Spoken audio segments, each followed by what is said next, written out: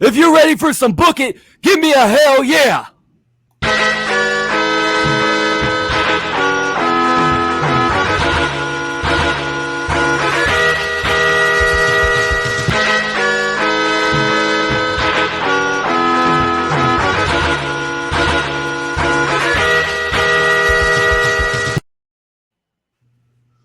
Welcome to Book It, a wrestling podcast for the fans, by the fans, where we book and rebook your favorite wrestling storylines. I'm your commissioner, Lex Fudge, and today we are here with your GMs, Damone, D-Money, Allen. Cheerio. I feel like I sped run that. The return of Hi-Fi Mike. Hey. This bro's returned like 12 times. He Roman Reigns. And the return again of Prime TIme Travvy T. Ooh, damn, you're looking big dog kinda around jacked. here. He's Thank flexing. He's looking good. Thank you. His hair Thank kind of you. looks like Pidgeotto. I'm feeling good.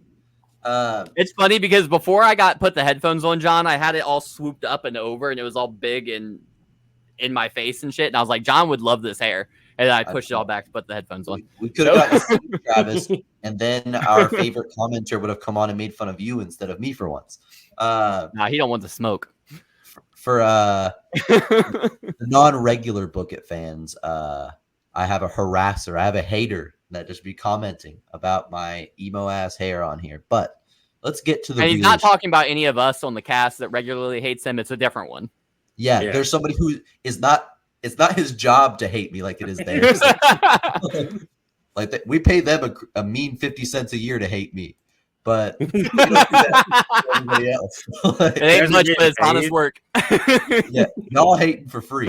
So, if you're gonna come on and comment, which you're more than welcome to do, just know we're not paying you shit to hate on me. You're doing it for the love of the game.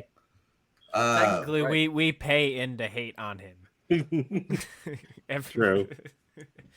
But let's get to the real issues. And the real issues is we're in the middle of Book It verse 4. Shit's going hard. Kenny just finished his second show with Ground Zero, where he may have just saved the name Ground Zero. But speaking of the individual who cursed the name Ground Zero to begin with, Prime TIme Travvy T is going to be continuing his show. What's your show called again, Travvy? Fear. We are continuing on with Fear. So a couple weeks back, you listened to or watched Fear Part 1, where we ended with some shenanigans, some hoodwinks, some debauchery. And let's see where the rest of the show goes. So Prime TIme Travvy T, take us away. Show us Fear. I hope the fans can hear me rubbing my hands together. Oh, I can hear it. Good. They were I definitely look nice and ashy. Bro went on a lotion strike. I do. I actually don't like lotion because of redacted. I want my hands to feel like hands. All right, so Bret Hart has taken Teddy Hart, Tyson Kidd, David Hart Smith, Brian Pillman Jr., and Natalia under his wing to form a new version of the Hart Foundation. Bret has consistently positioned his nephew Teddy as the future of the business. Teddy has it all: the in-ring ability, the mic work, the look. Teddy also has a temper and a habit of taking shortcuts, something his uncle Bret does not condone. Teddy Hart is the reigning Intercontinental Champion and usually uses his Hart Foundation stablemates to hold on to the belt. On Anarchy, we see Bret chastising Teddy for once again cheating to win his match. Bret tells Teddy that he wants to put him up for a challenge. He wants to inspire greatness in his nephew and wants his nephew to show the world that he is one of the best wrestlers in the world and he doesn't need to cheat to win. He can be any man in that ring because he is a Hart. Bret says he talked to Alicia Fox and together they found 10 of the best wrestlers in the world. Over the next few weeks, we will see these talents face off in a number of singles matches. The winners of those matches will face Teddy Hart at Fear in a six-pack challenge for the Intercontinental Championship. The first match we get is between Rey Mysterio Jr. and Brian Cage. The match is great in ring, but it ends after Brian Cage knocks down the referee and Mysterio. Brian Pillman Jr. uses a blowgun to shoot Brian Cage with a tranquilizer dart, and Brian Cage stumbles around the ring loopy for a moment and then drops to the ground. Teddy Hart appears wearing a referee shirt and covers Cage with Mysterio and counts to 3. The next week, we get Mitsuharu Misawa, versus Rob Van Dam in a dream match for the ages. That is until the Hart Foundation got involved again. The Hart Foundation's David Hart Smith attacked Misawa. I don't know why I keep saying it that way. Misawa on the outside while the referee was checking out on Rob Van Dam in the ring.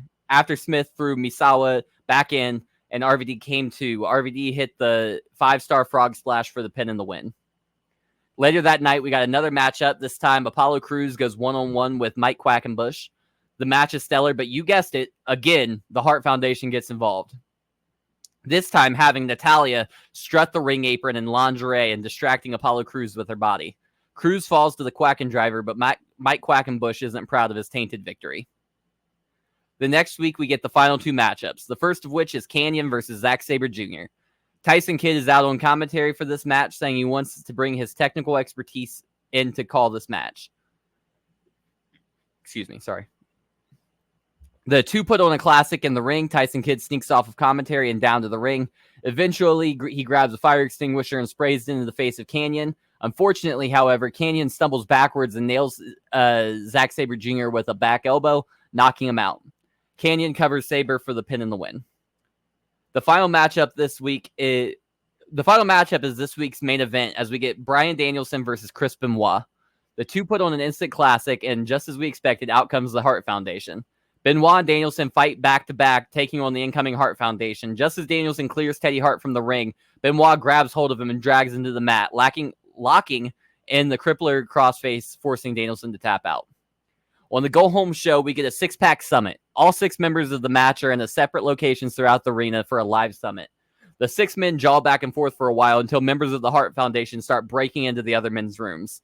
David Hart Smith rushes in and assaults Benoit from behind, and those 2 brawl throughout the room. Elsewhere in the arena, Tyson Kidd attacks Canyon.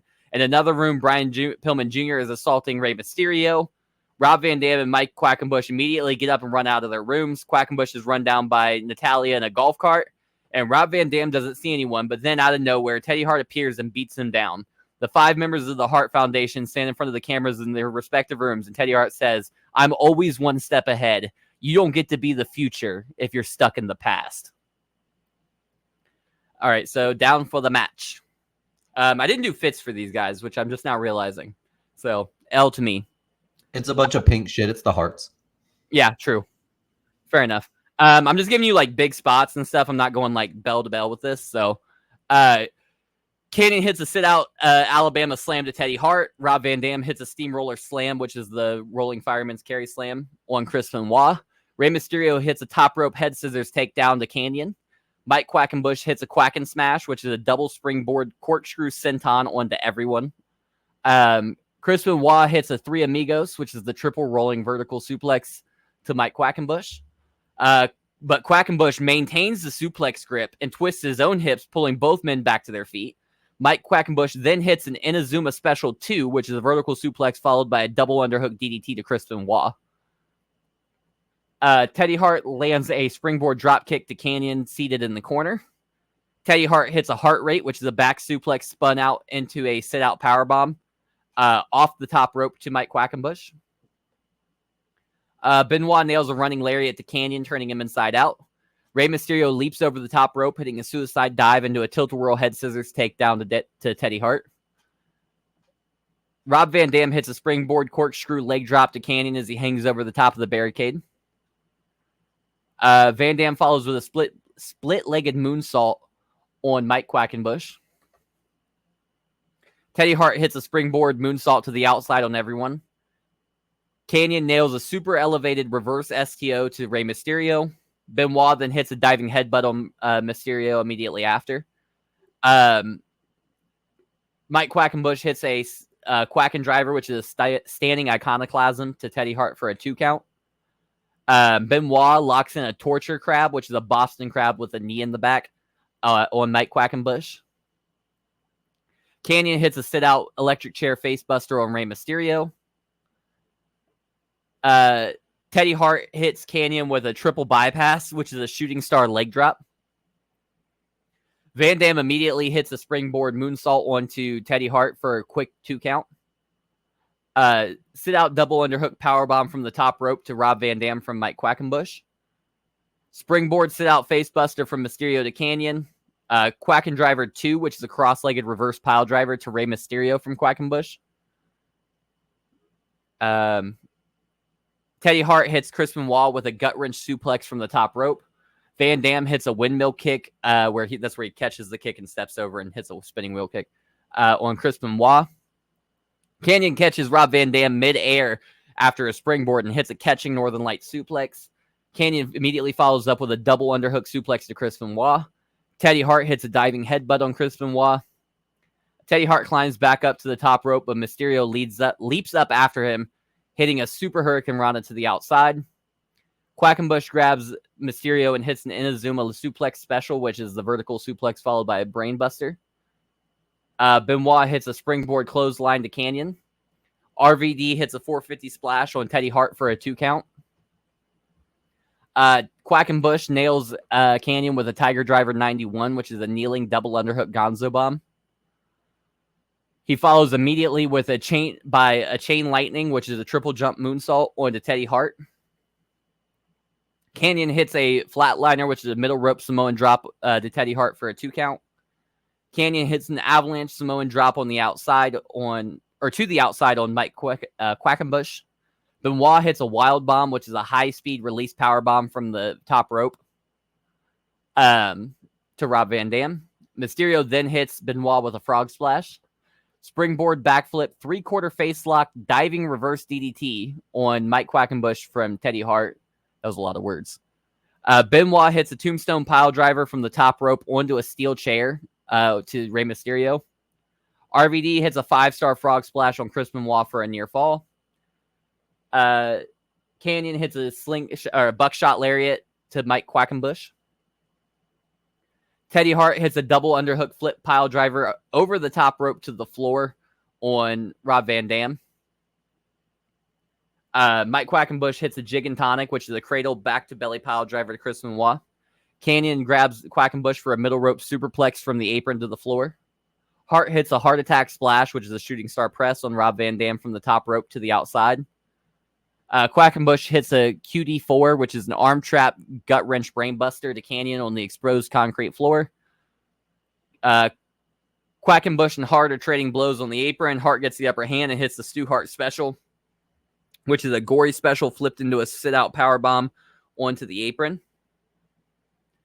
Later on in the match, Mysterio hits a drop toe hold on Benoit, followed by a 619. Just as it looks like he's going to win, he leaps to the top rope for a springboard, but Brian Pillman Jr. and Tyson Kidd come out of nowhere and pull Mysterio off the top rope to the floor by his ankles. Back in the ring, Teddy Hart climbs to the top rope and sizes up Benoit, and Hart hits the open heart surgery, which is somersault corkscrew senton, onto Chris Benoit for the pin and the win. Finn. I don't got my number yet, but I do know what my thoughts are. Put your thoughts out there. So my thoughts are this: that match, it was generational. I feel like that match, I would have been just fucking once in a lifetime, Mike. Once in a generation. All right, I was just trying to like my eyes would have been glued to the screen. There was just so much going on, so many cool moves. Like, it's the type of match that a match work rate fucking indie dork like me would want to see. Like, and that's what I booked it for. I booked the match as to watch AEW on a regular basis. It's made for dorks like me.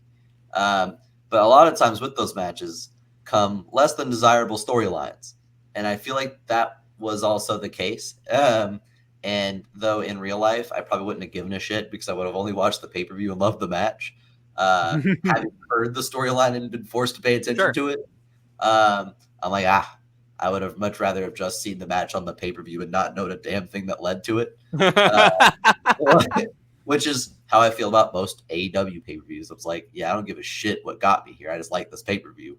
The storyline wasn't awful or anything. Like, it made sense, and it had some moments of being funny and entertaining. It just wasn't – the quality just wasn't equal. Like, the storyline's here, the match is here. So I think a good place to put that, I'm going to give that 375. Like, I'll take that. I think the match itself, if I would have been a 5, but like, I feel like the story was pretty mid, and that's generous. Fair enough. This is something you'll rarely ever hear on Book It. I needed more Brett. Like, I feel like we got Brett at the beginning, and then like he's like, "You guys need to stop cheating," and then they just kept cheating. Okay. Let me just I guess forewarn you, because if you were watching the pay-per-view, you would know this much going into the show. You're getting more Brett, and you're getting more Brett and Teddy. So, but it's just not on this show. On this very show, you're getting more Brett and Teddy. Brett's in my main event. So sorry, there's a fucking Amber Alert while I was talking. Tied together. I heard that. I was like, what the fuck is going on? Yeah, I heard that too. I'm like, what was that? I also thought you said I need more bread. No, and I thought you were like, you gave me the meat and potatoes, but where's the bread? And I was like, No. what does this mean? Like, what's going on right now? Yeah, I'm just giving you no water, no meat, no bread, just meat. But no, I wish there was more Brett interaction, like at least in this part of the story. So I obviously don't know what's going to happen in the rest of it. So I can only go off of that where we're at. So I agree with the match was really, really good. There's a lot going on, obviously, because you obviously have 6 people and there's 6 great wrestlers. I love that you use Canyon. I've become a Canyon fan, a huge Canyon fan. He is his moveset is insane. That's how I built this match. Is I looked up the best movesets in wrestling and was like looking at the different movesets, and I was like, these are the guys. That's who I'm going with. Yeah, Canyon's moveset is insane. I'm gonna give it a 4 overall, though. I'll take that. I'll take a 4. I'm getting a real 97 WCW vibe off it, and we all know I love Let's go! 97 vibes. I'm going with a 5. You got a 5. Let's fucking go! I knew somebody was gonna love that fucking tranquilizer dart. I knew someone was gonna love it. I wasn't sure if it was Mike or John, but I knew it was gonna be one of the white guys. Damone, I'm telling you this now. It's your job to remind me for the main event before I start the match part to tell me to finish with the alternate ending. Okay, that's your job. Finish with the alternate ending. But not now. Someone needs to write these scores down. Bro's Kenny can when you re-listen to it anyway. Fair enough. All right. He's got nothing else to do. He's not talking to us. Secret ending for his match, like it's a goddamn video game. If I collect all the allies, I get the alternate world champion. Yeah, there's DLC in this fucking Book It verse. Fucking EA Sports ass. You sit through the full 4-hour show, you get the alternate ending. You get the director's cut. It's 8 hours long. Create your own adventure. That was my question. Is this part the same night as? Yes. Or is this a whole it's all the same night? That is the same night. A long pay-per-view. Yeah, it's gonna be like a. It's gonna be I'm like in bed. I'll be honest. Well, it's a big 4. It's a big 4. I'm still in bed. It's an AEW pay-per-view. Yeah. Okay. There we go. We'll take that. Yeah. Well, then I usually just skip it. All right. The coach, Jonathan Coachman, makes a surprise return to GPW and tells the world he has a new pupil he wants to introduce to them. This guy is the real deal. He is the new standard bearer, the new glass ceiling, the new mountain to climb. Feast your eyes on Mount Olympus, Chad Gable. So Chad Gable comes to the ring to join Coach. Coach continues. This is the prototype for professional wrestlers, an Olympic pedigree in competitive grappling, a global caliber athlete, a Mensa-level intellect, and just one of the nicest guys in the world. Chad is a stand-up guy that sticks to the rules. That's our motto anyway. A tainted victory is worse than a loss. We just wanted a minute to introduce ourselves and let the GPW audience know that what spectacular talent is on our roster now. The crowd cheers and Chad Gable grabs the microphone and says, thank you! Later that night, World Wrestling Association National Heavyweight Champion Arturo Huas faced off against LA Knight in singles competition. Huas walks away with the victory after a leg hook Sayuda suplex led to the pin and the win. Next week, Huas is in the ring for their promo. For the past 8 months, I have shown the world that technique is everything in the art of combat. Tigre has been the hunter, the hunted, and everything in between. They send their warriors, their monsters, and their bravest men. Nobody has been able to put this beast down. Now I ask you, not who's next, who's left? As he pauses, Chad Gable's music hits and the young superstar struts down to the ring with a smile on his face, with Jonathan Coachman, who is holding a rather large, thick book, trails behind him. Chad Gable grabs the microphone and walks right up to Huas. Hello, my name is Chad Gable, and I'm new to Anarchy. Put her there. Chad Gable extends his hand to Huas, who looks down at the hand and back up at Gable and then back at the hand with a look of befuddlement painted over his face. Come on, pal. I'm just trying to be a good sport. Nothing to worry about here. Huas reluctantly shakes Gable's hands. Thank you. Huas looks at Chad Gable almost repulsively before asking, what exactly is your business out here with me tonight? Gable smiles wide and says, you asked who's left. I just wanted to let you know that I am here and ready for competition, sir. You've never even competed in a match in GPW, let alone won one. Yet you're asking me for a shot at this. Huas asks he holds the National Heavyweight Championship up. Jonathan Coachman interjects now, blowing his whistle and then flipping through his book as he says, well, you see, champ, according to the Unified Rules of Wrestling, volume 97 on page 352, section 8, subsection C, under championship challengers, the rule states that while the most traditional path to a championship bout would be to go on a lengthy win streak, another option would be being granted a title shot by the champion directly. So we figured we should just come out here and try our hands at that. Huas can't believe his eyes, but before he can respond, we hear the sound of a cash counting machine come over the PA, and out comes Ted DiBiase Sr. and Alberto Del Rio, known collectively as The Revenue. The heel tag team talks down to Arturo Huas and Chad Gable, but Gable challenges them to a tag team match tonight. The Revenue versus Huas and Gable. The heels accept, and Huas looks confused. Later that night, we get the tag team match between the four men.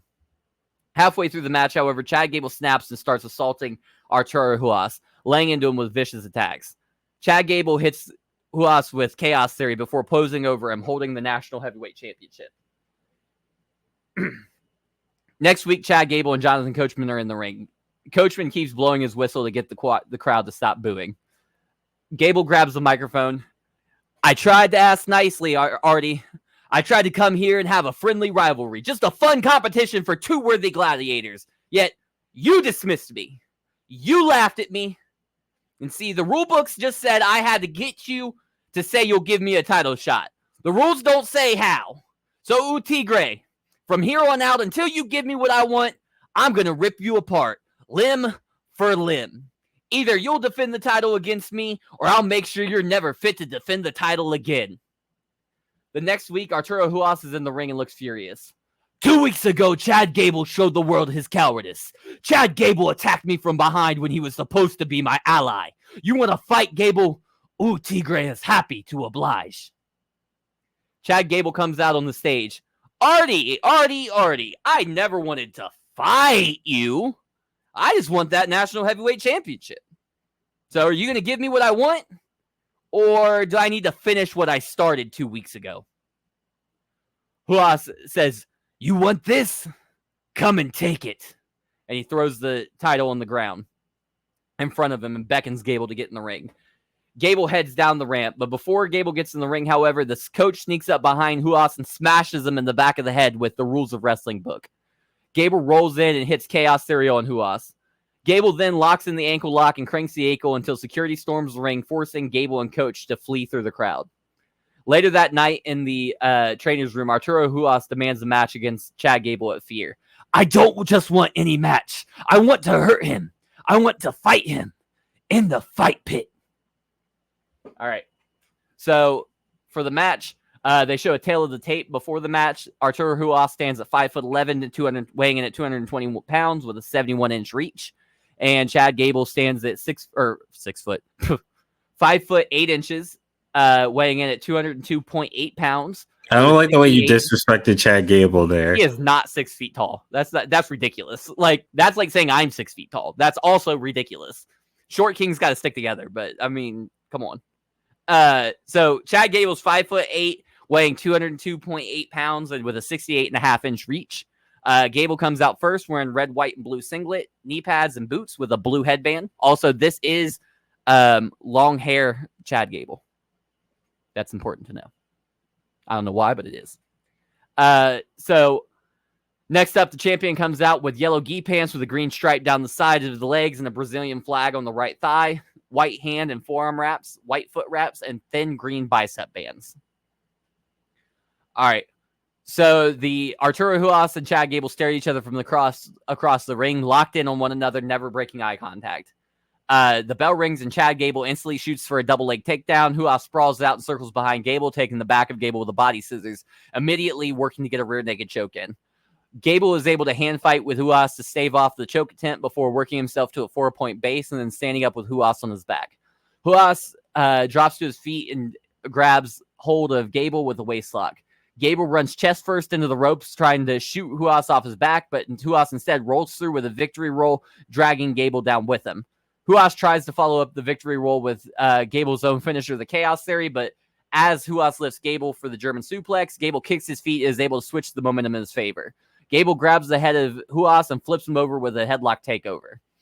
Gable spins around now, taking the back of Ruas with a waistlock of his own. Gable deadlifts Ruas from the canvas and carries Ruas around the ring, but by the waistlock before driving him into the mat with a snap German suplex. Gable scrambles quickly to keep control, locking in a cloverleaf on Arturo Ruas.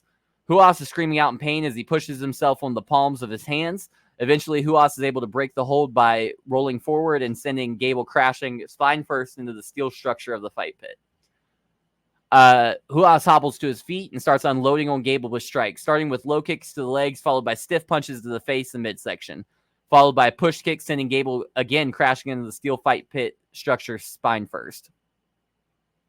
When Gable bounces off the structure, when Gable bounces off the structure, Ruas finishes off the sequence with a corkscrew roundhouse kick, sending the American to the mat stunned. Ruas maintains control as Gable stumbles to his feet, planting him back into the canvas with a judo toss. Gable scrambles to the corner as he tries to pull himself to his feet using the structure, but Ruas rushes him, nailing a knee smash to the gut of Gable. Gable collapses in the corner, and Ruas is unrelenting in his assault, flattening Gable into the mat with rapid, repeated stomps to the abdomen. Arturo Ruas walks around the fight pit confidently as he shouts and roars out to the crowd, and the crowd cheers on Utigre. Ruas sees Gable limping to his feet and rushes after him to put the challenger down, but once again, but Gable was ready and sends Ruas flying with an alphaplex, which is an overhead belly-to-belly suplex. Gable follows up immediately with a rolling neck breaker onto Ruas. Gable limps around arrogantly, smacking Ruas in the back of the head before hoisting up for a T-bone suplex into the steel structure. Gable doesn't give Ruas even a moment of rest as he locks in a front face lock guillotine. Gable drags Ruas around by the head with that guillotine choke locked in tight. After a while, Gable finally pulls Ruas to his feet before flipping him over his head and slamming him to the mat with a guillotine suplex. Gable pulls Ruas back to his feet before lifting him into an electric chair position. Chad Gable walks around the ring for a bit with Ruas on his shoulders before going for an electric chair facebuster, but as he does, Ruas reverses it with a corkscrew before locking in a triangle choke on Chad Gable. Gable is flailing on the mat and the triangle is locked in deep. It feels like we're on the verge of a submission as Gable has no means of escape. Gable's body starts to slow. His legs lose momentum as they kick. Everything quiets down and Gable starts to collapse. The referee comes over and raises one hand of Gable. It drops instantly. The ref goes again, lifting the arm for it to fall straight to the mat. The ref goes to lift the arm a third and final time, but this time it doesn't drop. Instead, Gable leaps to his feet and hoists Ruas up into the air as if a last bit of momentum flooded into the veins of Chad Gable. Gable falls forward, smashing Ruas into the mat with a powerbomb, breaking the triangle choke in the process. Gable lays flat on the mat face first, not moving, unbothered. Ruas is curled up on the mat a few feet from Gable. Ruas is down, but he's stirring on the floor. The referee starts a 10 count. Once he gets to the count of 8, Ruas stands up and goes after Gable. As Gable tries to get up to his feet, Ruas lights him up with multiple shoot kicks. Gable shells up trying to block the kicks, but Ruas finishes the sequence with a capoeira kick, sending Gable to the mat. Ruas rushes over to Gable and locks in a cross-legged heel hook on Gable. After a while, Gable is able to kick the arms and head of Huas and escape the hold. Gable pulls himself to his feet and hobbles around the ring, selling the leg well. Huas rushes Gable, but Gable on one leg leaps into the air and sends Arturo Huas flying with a head scissors takedown. Gable crawls over to the structure as he sees Huas picking himself up off the mat. Gable scales the structure and gets on the platform above the ring, and Huas comes right up after him. Chad Gable and Arturo Huas stare at each other atop the platform, never breaking eye contact, looking like two rabid dogs before sprinting across the platform at each other. When the two combatants meet in the middle of them, they both grab a single collar tie and start throttling each other with stiff right hands, trading hard shots repeatedly with both men until both men are covered in their own blood. Arturo Huas nails Chad Gable with a knee strike deep in the midsection of before hitting Gable with his signature flurry of strikes. Huas then backs up, before hitting a front handspring, followed by a cartwheel, and finishes with a wheel kick onto Gable. Huas begins to fall after the wheel kick, but barely catches himself on the platform, hanging from the platform above the ring. So he's hanging like this, with his feet dangling. Gable sees this and scrambles to his feet before he starts to stomping on the fingers of the champion, but Utigre holds on. Finally, Huas flips up and wraps his ankles around the skull of Chad Gable. Huas then pushes off the platform and goes for his head scissors takedown, but Gable muscles through and hoists Huas up on his shoulders before running him spine first into the structure, followed by a powerbomb onto the platform. Chad Gable then deadlifts Huas with a waistlock to go for a German suplex off the platform, but Huas kicks his feet and flails his arms to block the suplex.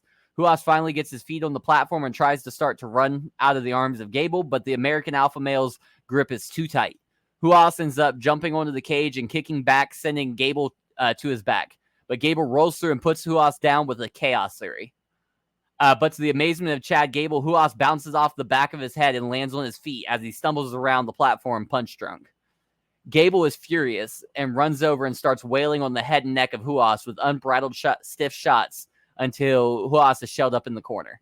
Gable then sends Huas flying off the platform with a monkey flip, sending the Brazilian to the canvas.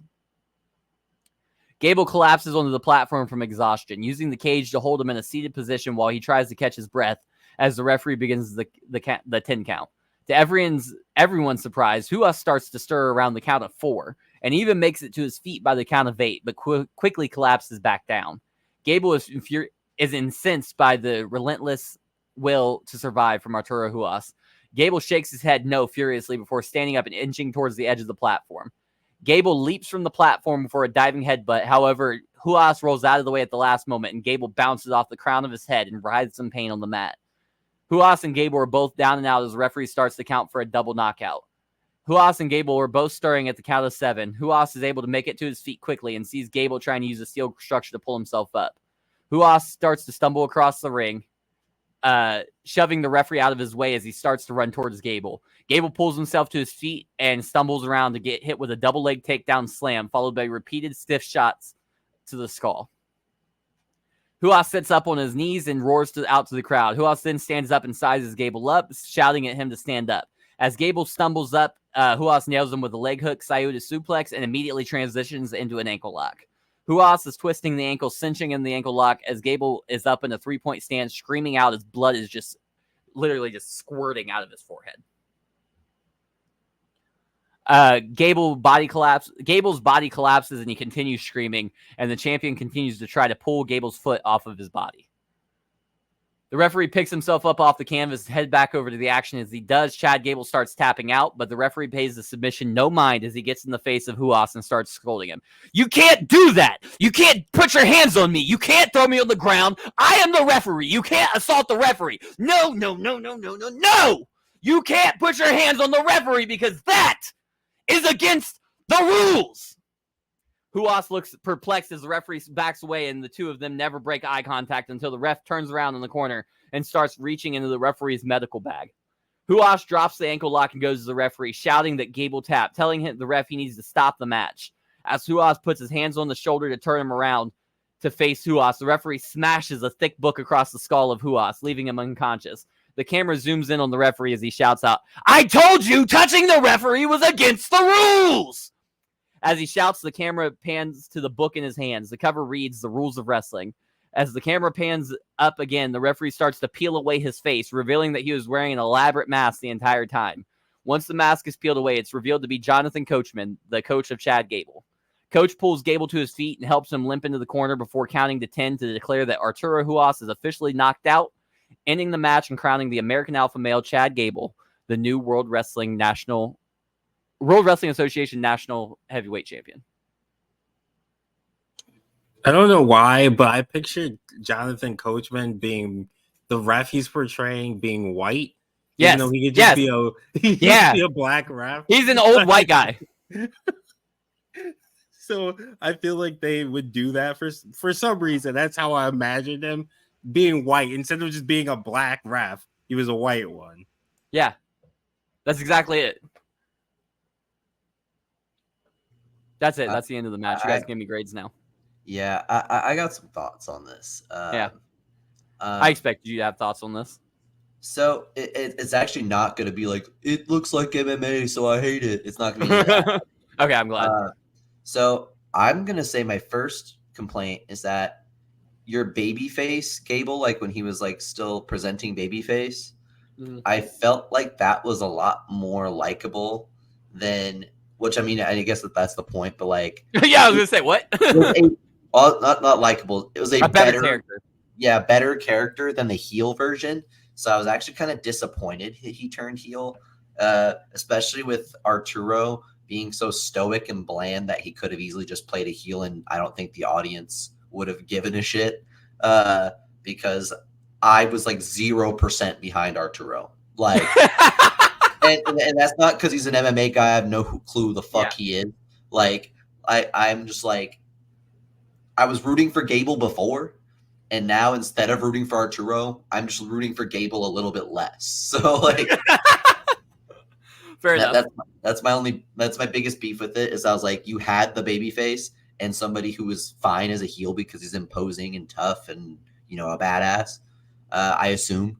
I don't like I know that Arturo was never really heel, but I didn't like the switch of roles.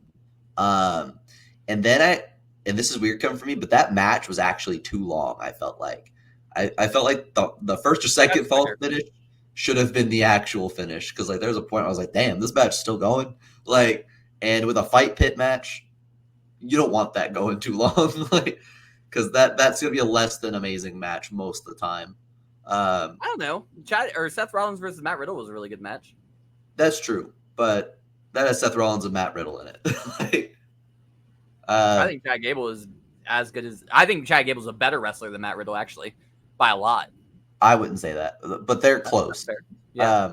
But I know Arturo ain't even beating like halfway washed Seth Rollins. Like, so there was good aspects to it.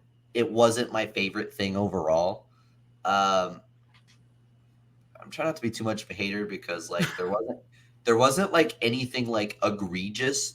There's just a lot of things that I was like, I would have done this differently, or like I would have rather watched a different match than this one on your card. Okay. This has potentially be my least favorite on your card. I'm gonna give this 275. Like, okay. Wow.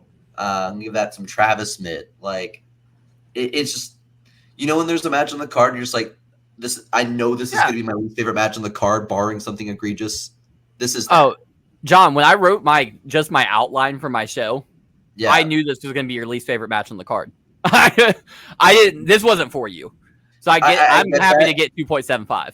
And to be fair, none of my hate is because it's like MMA coded. It was mostly because of like alignment and boredom. Like was my thing. That's fair. I will say that I rushed the story a little bit, so you didn't get the full fleshed out Chad Gable heel character, which is fine because he's a prominent figure in my. I would have rather had the Chad Gable babyface continue though. So like, I'm glad I didn't get the heel version fleshed out. Michael, I liked it. It wasn't the worst thing I've heard. So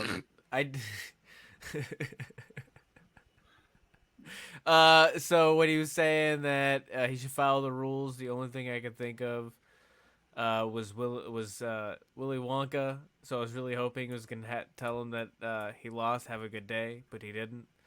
That's the only thing I would have done different. So you get a 3.75 for me.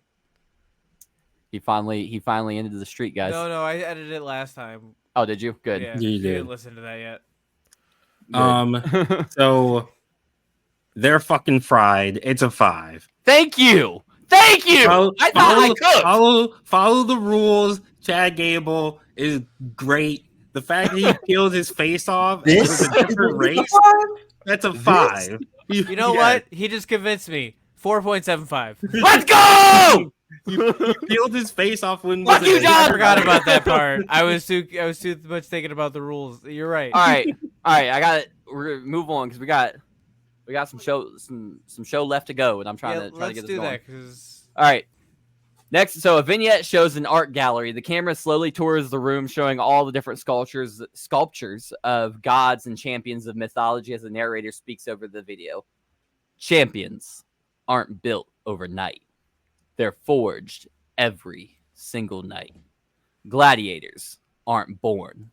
They're broken and then rebuilt over and over again. Lions don't lose sleep over the opinions of sheep. Mountains don't bow to the wind. They stand steadfast. The gods don't doubt themselves over non-believers. At this point, the camera stops in front of a shadowy pedestal. The narrator continues. Winners choose to win every day, every night, with every decision. The difference between you and greatness are your choices. It all starts with you. Who are you? The spotlight cranks on, showing Bobby Lashley posing on the pedestal. The camera rises eye to eye with Bobby Lashley, and he says, I am almighty. That's it.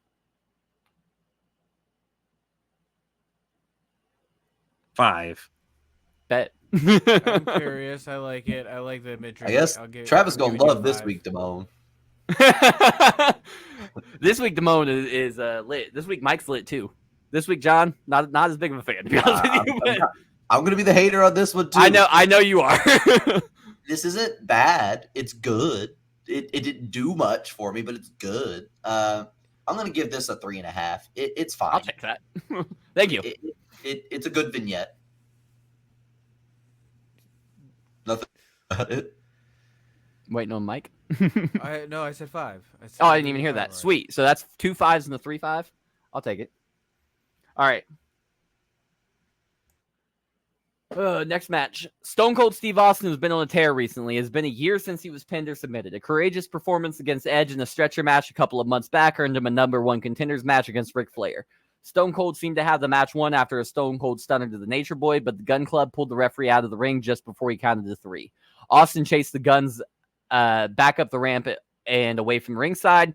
Austin climbs back in the ring, but as he does, MJF appeared out of nowhere and nails him with a Heat Seeker pile driver. MJF places Flair over Austin for the pin and the win. Stone Cold Steve Austin is in the ring with a live microphone the next week on Anarchy, and he is one pissed off rattlesnake. Now let Stone Cold Steve Austin get this straight. Stone Cold comes out here each and every week, opens a can of whoop ass on the man across the ring, and he goes home. 367 days of stomping buttholes and walking them dry, just for some snot-nosed punk to come cost Stone Cold the title shot. The crowd starts to chant, "Fuck you, Friedman. Fuck you, Friedman." Now, before Stone Cold gets into all of that, let me make one thing crystal clear.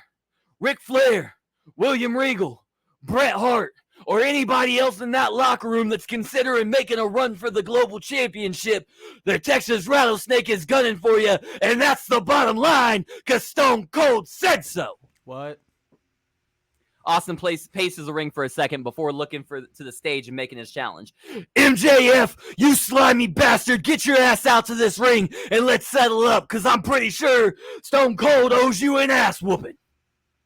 We then hear MJF's voice come over the PA as he appears on the Globotron. Steven! Don't get those pretty black panties in a bunch, baby. I was just business. I have no intentions of coming down to that ring and fighting you. For one, I don't fight for free. For 2, I don't fight in a bum-ass state like Alabama. Sorry, I don't perform in front of crowds that don't believe in women's rights. Lastly, and most importantly, I don't have a problem with you, Steve. I did what I had to do for the betterment of the Horsemen and my career. It was never anything personal. Sorry for your loss, bro chacho. But you'll get back on the stallion soon, stud. Ciao. The video cuts out and Austin looks irate. Max, you have exactly 30 seconds to get your ass out here. Otherwise, I'm going to turn Legacy Arena inside out looking for you. Austin tosses the microphone and gives MJF a moment to make an appearance before leaving the ring and rushing backstage. Throughout the rest of the night, we see Austin tearing through the backstage area, kicking down locker room doors, rampaging through catering, but then he sees it. The Burberry scarf around the neck of a man with his back turned.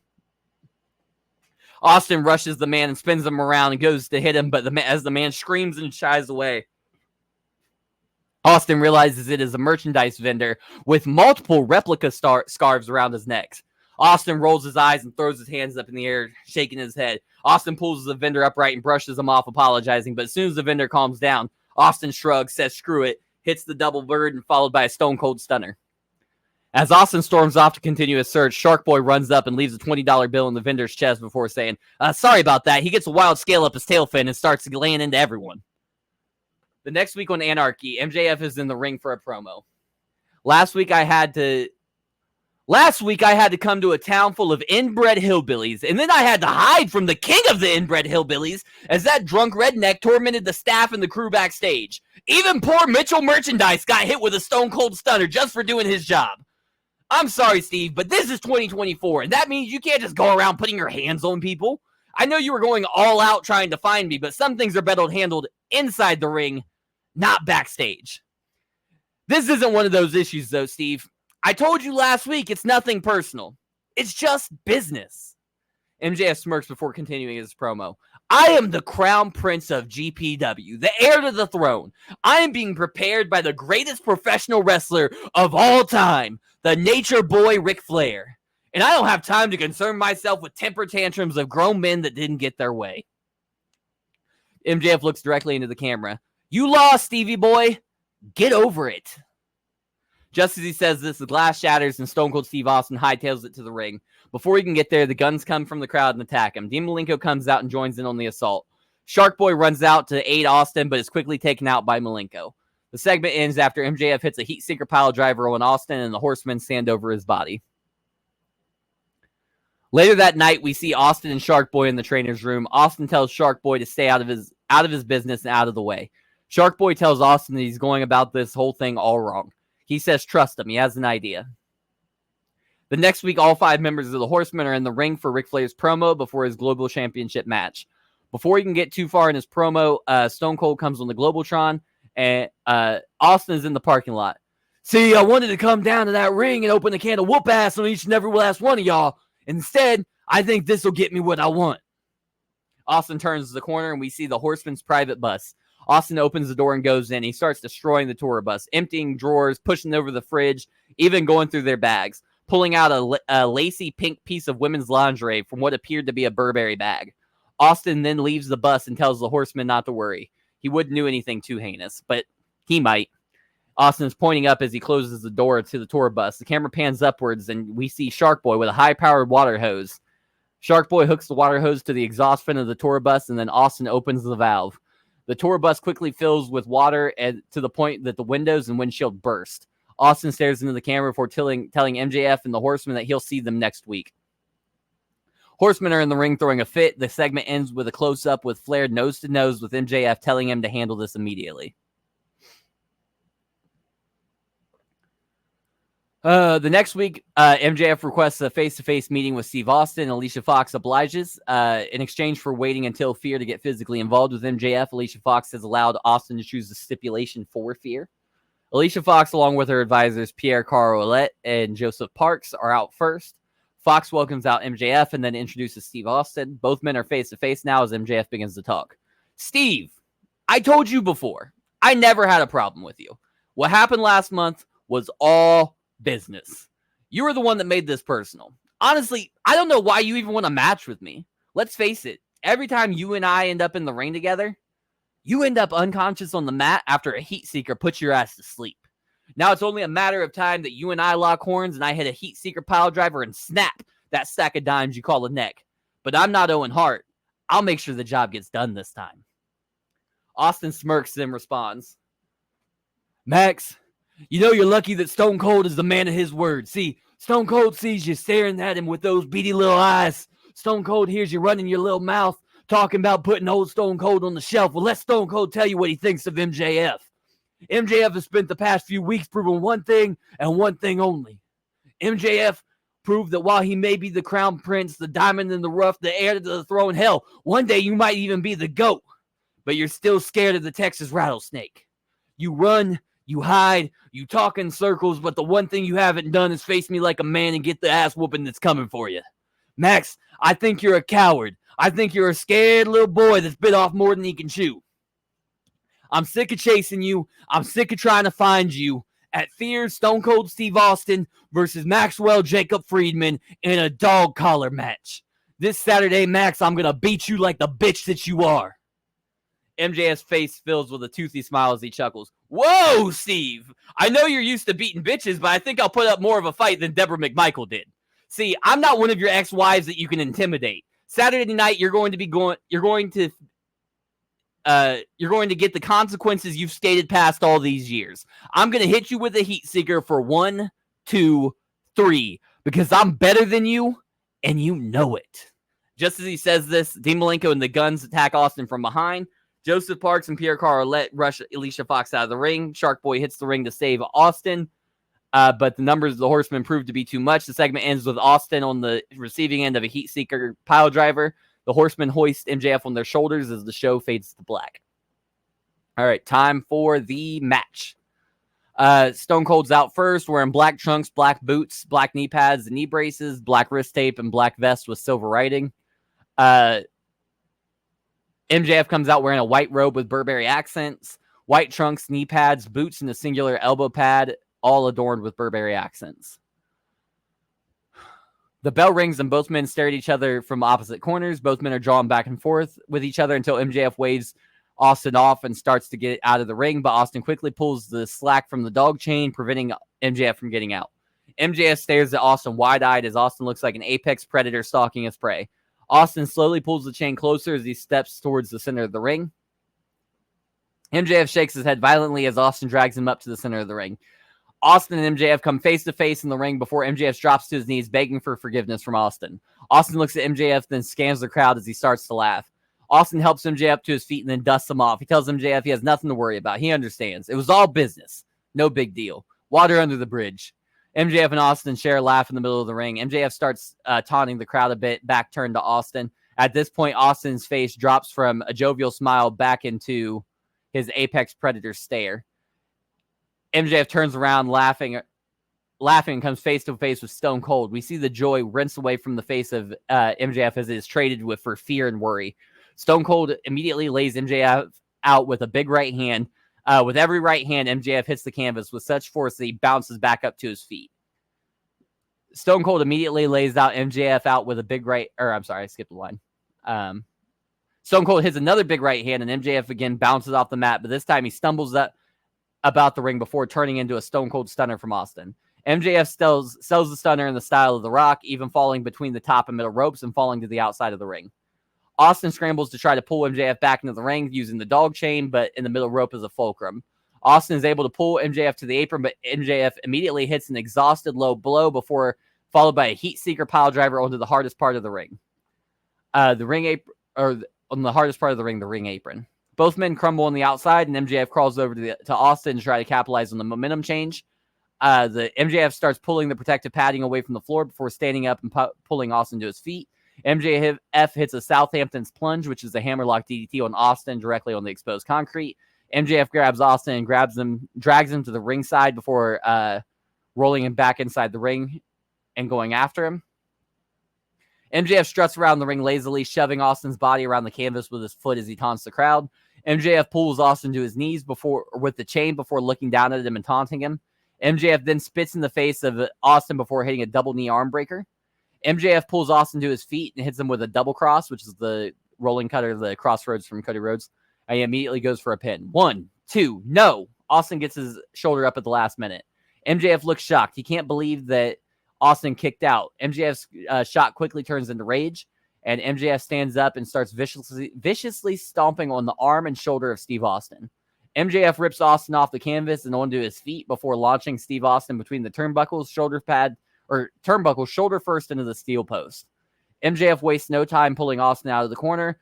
MJF wrenches the arm of Austin before climbing to the top rope. MJF tightrope walks across the top rope before leaping down with a clubbing blow to the shoulder, nailing Austin with Old School. MJF continues to target the arm with multiple knee drops onto the arm. MJF then uses the injured arm to pull Austin to his feet, followed by wrenching arm drag, flipping Austin into the turnbuckles. MJF follows up with a hammerlock scoop slam onto Austin, slamming all of Austin's body weight onto the injured arm. MJF then nails Austin with a pump handle half Nelson driver. Follows up again with the pinfall attempt, but again, Austin kicks out at 2.5.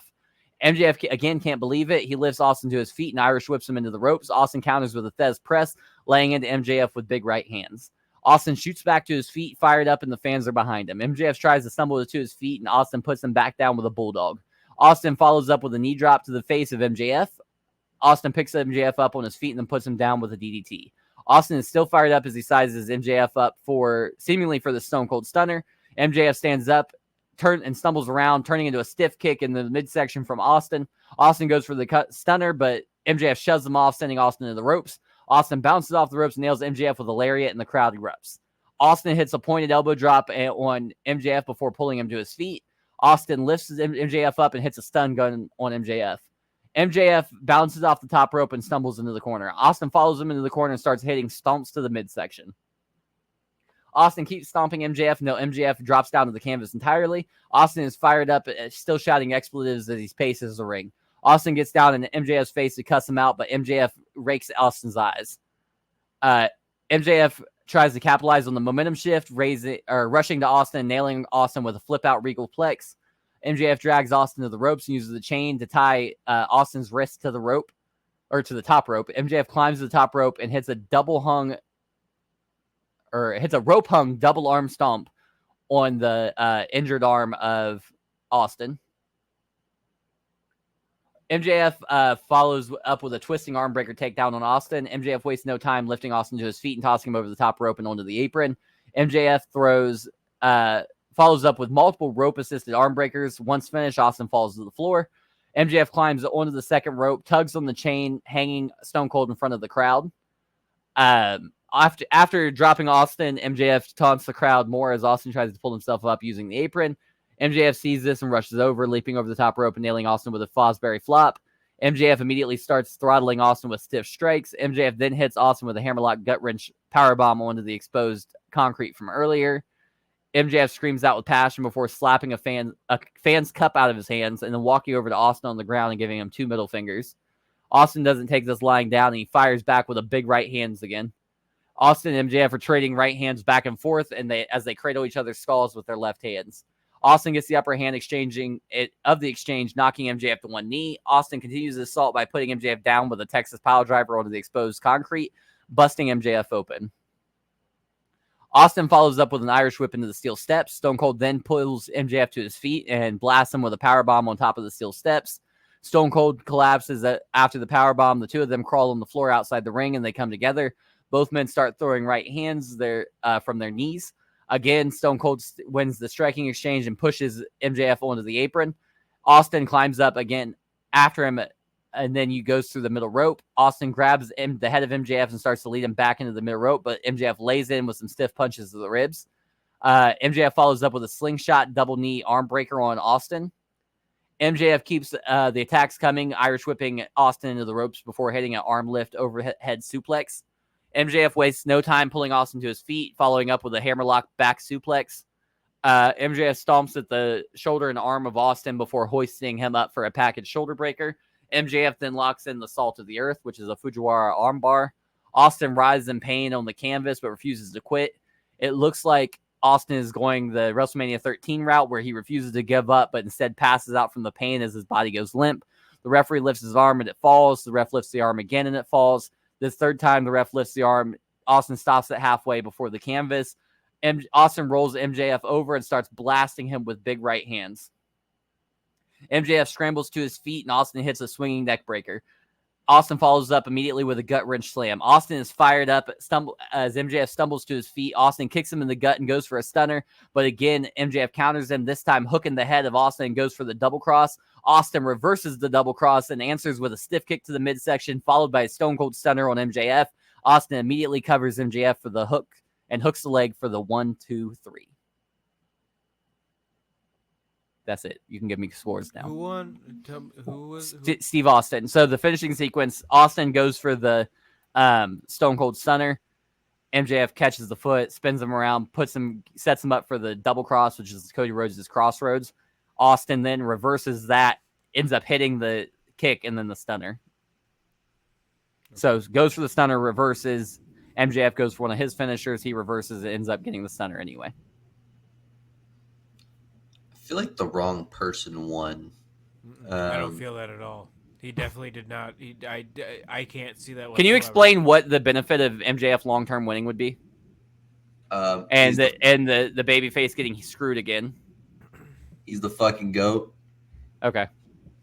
So you just like MJF more, is what you're saying, and you want your guy to win. And I felt like he was just overall like the better performer in the storyline, and like if you're gonna have long-term plans for one, like going up the card, I'm just more invested in that character. Okay, fair enough. Well, they both are very prominent going forward. So I did like your promos, and I do like that MJF was trying to do some like 2000s Edge type stuff where he's trying to like be morally right while like throwing it in the face of the babyface. Like, though with today's audience, he just accidentally turned babyface doing that. But, like in 2006, he would have gotten such major boos for that. They were like, "Oh, that's just wrong to bring up." But in today's world, they'd be like, "Yeah, fuck that abuser." But I thought that was really funny. It popped me, and like they used bringing up like I'm not gonna perform in Alabama. It gave me very like 2000s Edge. Overall, I like that they did a dog collar match. I'm gonna give this 450. I'll take a 450. Wrong man won, but otherwise really good. I'm glad to hear it. You going, Mike? So go ahead. I was going to say, I vehemently disagree with John on the wrong man one, Yeah, that doesn't especially with the way you built it. Because Thank you. Because every single week, MJF was getting the upper hand. Like there was never a week where Stone Cold like walked away being the man, right. Like every single week, which I was actually worried about, because if you had done it where MJF won after every single week, Stone Cold did get one upper hand when he like us. Yeah, but physically, like when they interacted, any physical interaction, MJF was the one standing tall. Even if though MJF won this obviously, but if MJF won this match, it would bury Stone Cold. Yeah, because every single week Stone Cold wasn't interacting with him physically, he got beat down. So I think the right man won. MJF will be fine. He'll make up an excuse on why he lost. It was a dog collar match. He's not used to those. There'll be some reason why he shouldn't have lost. So I really like the build. I really like the match. I'm gonna give you another 5. Let's go. Have you given me all 5s tonight? No. Okay. No, the first one he didn't. Okay. I couldn't remember. I don't know if it's just me or if it's everybody, but your camera's out of focus, I think. It's not out of focus. Yes. It might just be me. No, it's not just you. I would say it's not. It's my glasses are glared, if that's what you're seeing. No, you were out of focus. You're fine now. Okay. It was in focus on my screen the whole time. I liked it. I liked the promos. The match was good. Yeah, I'll give you 5. Sweet. All right.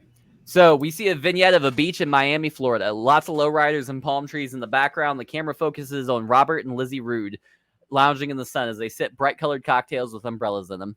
Lizzie lowers her sunglasses and asks Robert, "Hey, where's Rick?"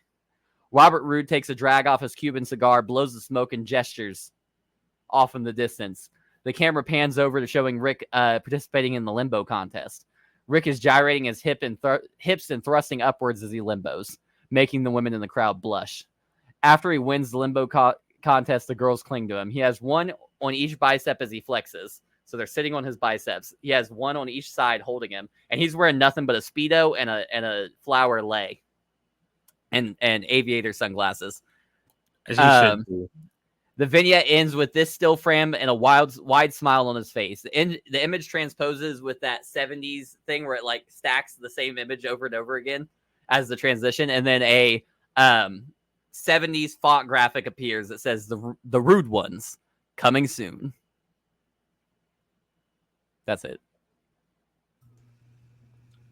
I'm going to give this 375.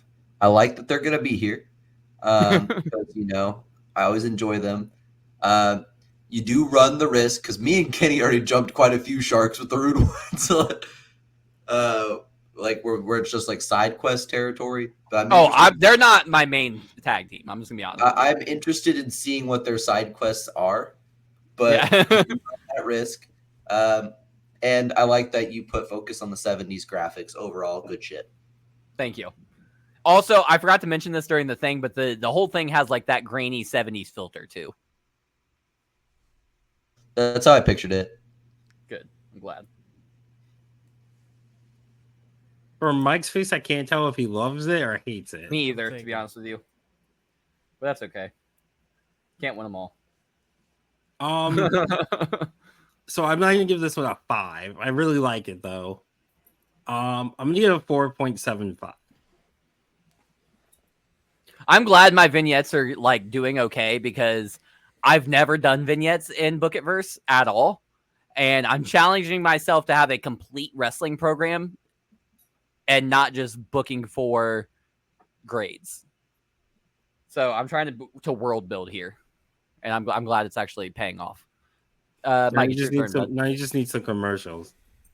Well, he's doing PLE, so he can't do commercials. Exactly. If I was doing I don't do commercials. What if I bought? Said, I had a question on how many weeklies do you have? 4. Why? No, I mean, so do you have 4 weekly? Do you have 4 different weekly shows? Because this is pay-per-view. 2 weekly shows. There's a brand split, and it's a Big 4 pay-per-view again. This is early 2010s Big 4 pay-per-view. Okay. I understand. I'm just trying to put everything in context of where they'd go on a weekly because there's a lot of stuff happening. I like the vignette. I like the vignette. I don't know if I would have put it on a pay-per-view, especially not a Big 4 if they're not going to be that large. I would have put it more on a weekly show. That being said, it's not going to be that big of a deal for me. 4.5. All right, I'll take it. All right, I got 2 more matches and 1 segment, and we're done. We're out of here. How many matches? 2 matches, 1 segment. We're only an hour into the show, Mike. That's not that long of a show for me. I'm just looking at the time. Yeah, I'm just asking. Just telling you. I'm on a speed run right now, Mike. This is a record for me. Even my Book of Verse 1 show was longer than this. Last month at Global Assault, World Wrestling Association World Heavyweight Champion Triple H successfully defended his title against Jeff Hardy. Earlier in the night, the match was a match that was supposed to determine the number 1 contender. However, Kurt Angle and Kevin Owens wrestled to a 30-minute time limit draw. Triple H comes out with the Click to open the first episode of Justice after Global Assault. Honestly, guys, this is getting kind of old. Once a month, a new challenger steps up to the plate. I go on Twitter and see you dorks saying, "This is the one! This is his biggest test yet! He will beat him!" Yet, none of them ever do. Every month, a new challenger arises, and by the end of the month, they're washed away into obscurity, and I sit atop the mountain waiting for the next challenger to appear. Honestly, that locker room should be ashamed of themselves. Each and every single one of them. You all complain about me online. Why don't you complain about those losers back there that can't get the job done? You think I want to hold the wrestling world on my back? You think I want this burden? I'd love for somebody to come to take the weight off my shoulders. The problem is, I know, and every single one of them knows, that they can't stack up to me. When I said I am the game, I wasn't trying to sell a t-shirt. I was sending a warning shot. I was warning the professional wrestling industry that I am the pinnacle. I am the very best this business has to offer. You're all booing me right now like I'm lying to you. The proof is in the pudding. Look at Kurt Angle and Kevin Owens. These guys had the prime opportunity to take a crack at me and the world title. And what did these cowards do? They knew damn well they can't beat me. So they fought until we got tired of seeing them and the referee declared the match a draw. And that's where the problem lies. Nobody won the match. Nobody earned a shot at my title. And frankly, I don't think anyone back there deserves a shot at my title. I told you all I'm sick and tired of the same song and dance. And I'm sure all of you are too. So this month, I'm taking a vacation. I'm not defending anything because I have no one to defend against. At this point, members of Tully Blanchard's executive cabinet come to the ring. Chief of Staff Sean Morley and Chief of Talent Bob Holly have been assigned the duty of breaking the bad news to Triple H and the Clique. The two informed Triple H that WWA matchmaker Dana Brooke has ordered a mandatory rematch for Kurt Angle and Kevin Owens to be decided in a 60-minute Iron Man match the next week on Justice. The winner will go on to face Triple H at Fear. Triple H is livid. The next week sees Kevin Owens and Kurt Angle put on an absolute classic, but they go the full 60 minutes without a single fall. While the team of officials tries to determine what course of action to take, the Clique attacks Kevin Owens and Kurt Angle, leaving both men in a heap. The next week, World Wrestling Association chairman of the board, Bruno Sammartino, has called for a summit. President of WWA matchmaker Dana Brooke, Global Pro Wrestling Chief Executive Officer Paul Heyman, Justice General Manager Tully Blanchard, WWA World Heavyweight Champion Triple H, as well as Kurt Angle and Kevin Owens. Bruno Sammartino explains that he has called the summit to hear out the many different options as it comes to the World Heavyweight Championship picture. Dana Brooke suggests another match between Kurt Angle and Kevin Owens next week. Paul Heyman offers up the idea for a 21-man casino battle royal to determine the new number one contender on the next Justice. Tully Blanchard interjects and says he believes that they should show their appreciation for the generational champion that Triple H is and give him Fear off.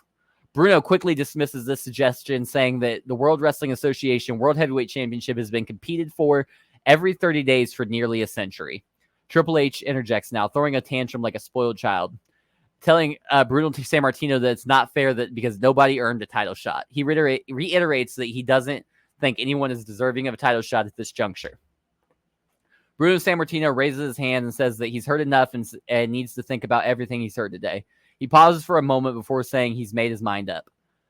He tells Triple H that what he said to him had a great impact on his decision. He says that he agrees with Triple H. Neither Kurt Angle or Kevin Owens, even after 90 plus minutes of in-ring action, have been able to show that they are the better man and more deserving to face Triple H for the title. However, where Bruno's views differ is that he believes Kevin Owens and Kurt Angle are equally deserving. And just because they can't prove who is better between them, who is to say that they're not both better than Triple H? So at Fear, Triple H will defend his title against both Kurt Angle and Kevin Owens. Triple H is furious at this, but Angle and Owens both look locked in and ready for the opportunity. Later that night on Justice, we see Tully Blanchard and his executive cabinet, Chief of Staff Sean Morley, Chief of Talent Bob Holly, Chief of Combat Steve Blackman, and Chief of Security Big Boss Man, and Blanchard's office with the Clique. Triple H tells Blanchard he needs to do something about this. Blanchard says he can't overrule Bruno's decision, but he can still make matches for Justice. So next week on the Go Home Show for Justice, Kurt Angle and Kevin Owens will be put in a triple threat match against Triple H's best friend, Shawn Michaels. The next week sees Shawn Michaels, Kevin Owens, and Kurt Angle face off. The match is great, but ends in a no contest when the Clique hit the ring and jump Owens and Angle. Triple H hits a pedigree on both men before stacking them on top of one another and placing a single boot on their chest as he poses, holding the World Wrestling Association World Heavyweight Championship high above his head. All right, time for the match. Kevin Owens is out first, wearing a black cutoff t-shirt with KO and silver on the front, black athletic shorts, black knee pads, and black boots. Next out is Kurt Angle wearing an all-white singlet with red stars, red elbow pads, blue knee pads, red boots. And finally, the King of Kings plays, and out comes Triple H wearing a black and red tights. He's wearing full-length tights, by the way. He doesn't wear the panties on this show.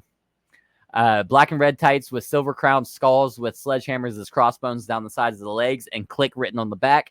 Black knee pads and boots.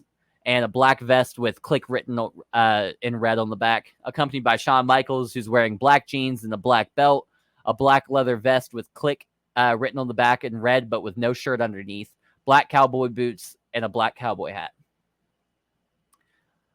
The bell rings and the action gets underway. High knee strike to Kevin Owens from Triple H. Rolling German suplex from Triple H to Kurt Angle. Angle then... Sorry. Huh? I'm sorry.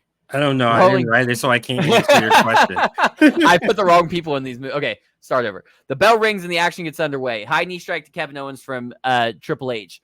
Rolling German suplex, triple suplex from Kurt Angle to Triple H. Angle then hits a release German suplex on Kurt Angle. On Kevin Owens. Jesus Christ, I can't read. Triple H nails an atomic drop to Kurt Angle. Owen hits a sleeper suplex on Triple H. He follows up with an F-Sync, which is the F5 to Triple H for a 2 count. Kevin Owens hits a release belly-to-back suplex on Kurt Angle. And then later on in the match, Kurt Angle hits a bridging belly-to-back suplex on Triple H for a 2 count. These are in order, but not directly after one another. So don't tie it in as if it's like happening one right after one another. There's like filler spots between. Overhead belly-to-belly suplex from the top rope on Triple H from Kurt Angle. Overhead belly-to-belly suplex from Kurt Angle to Kevin Owens. Running neck breaker from Kurt Angle to Triple H. Or to Kurt Angle from Triple H. Clotheslines to Kevin Owens from the top rope from Triple H, sending both men to the floor.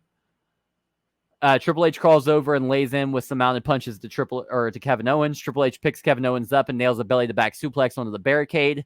Triple H and Kevin Owens brawl around the ringside, but Owens gets the upper hand with an electric chair into a sit-out facebuster to Triple H on the floor. Owens shoves Triple H up onto the apron and climbs up after him before nailing Triple H with a DDT onto the apron. As Owens pulls himself up to his feet, Kurt Angle comes back into the mix and starts trading blows with Owens from the ring. Owens cracks the Angle with a big right hand, spinning the Olympian around. Owens steps up onto the middle rope and grabs a waistlock before hitting a German suplex off the middle rope to the outside. Triple H hits a facebreaker knee smash to Kevin Owens. Triple H and Owens are brawling at ringside. Angle stumbles to his feet and HBK goes for a sweet chin music, but Angle ducks under and Shawn Michaels lays Triple H out by accident. Kevin Owens immediately flattens Shawn Michaels with a super kick of his own. Owens hits a pop-up powerbomb on the ring apron to a Kurt Angle before rolling back in the ring. Owens is trash-talking the crowd and his opponents and even the referee when he sees his opponents and Shawn Michaels starting to get to their feet. Owens runs the opposite direction, bouncing off the ropes, then ricocheting off the opposite ropes, then back again before leaping over the top rope with a tope con hilo to all 3 men on the outside, but Triple H and Shawn Michaels seem to take the brunt of it. Just so you guys know, I'm talking about, like, you know when Roman Reigns does the back and forth thing and then hits the spear? That's what Kevin Owens does and then hits the tope.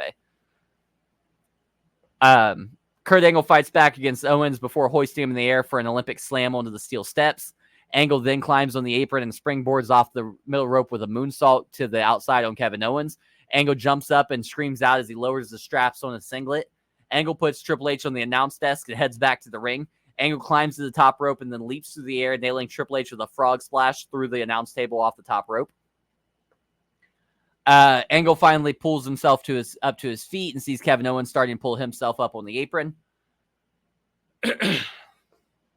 Angle rushes over and smashes his forearm across the back of the skull of Kevin Owens before shoving him on the apron and into the ring. Angle sizes Owens up, and Owens rises to his feet as he stumbles right into an awaiting Angle for an Olympic slam. Kurt Angle grabs the ankle of Kevin Owens and locks in the ankle lock quickly, grapevining the leg, and with the reigning World Heavyweight Champion down and out on the outside, it looks like we're getting a new champion tonight. Just as it seems KO is going to tap, Shawn Michaels crawls in the ring and rakes the eyes of Kurt Angle, forcing him to break the hold. Kurt Angle grabs hold of Shawn Michaels and drags him to his feet before hitting him with an Olympic slam. Angle jumps up and roars to the crowd, putting his singlet straps back on before roaring again and immediately pulling them down.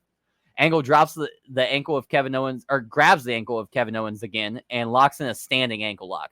Owens is shouting in pain, potentially going to tap, but then out of nowhere, chop block from Kurt Angle from Triple H, followed immediately by an Indian Deathlock.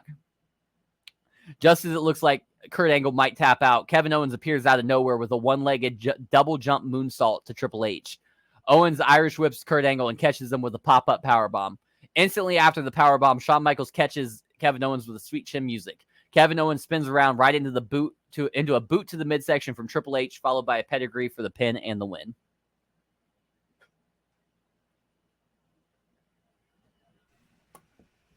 That's it. When I say the pin and the win, that means the match is over, and that's when you guys start talking. I'm digesting. Okay, I just want to make sure. I'm just giving the audience something to laugh at. I understand. Okay? You never realize how long of a silence it is until you're listening. back. Yeah. You're like, did something happen? And unfortunately, we don't cut those out here. No, we're Raw, baby. We're not talking about Monday Night Wrestling. Talk about me in the bedroom.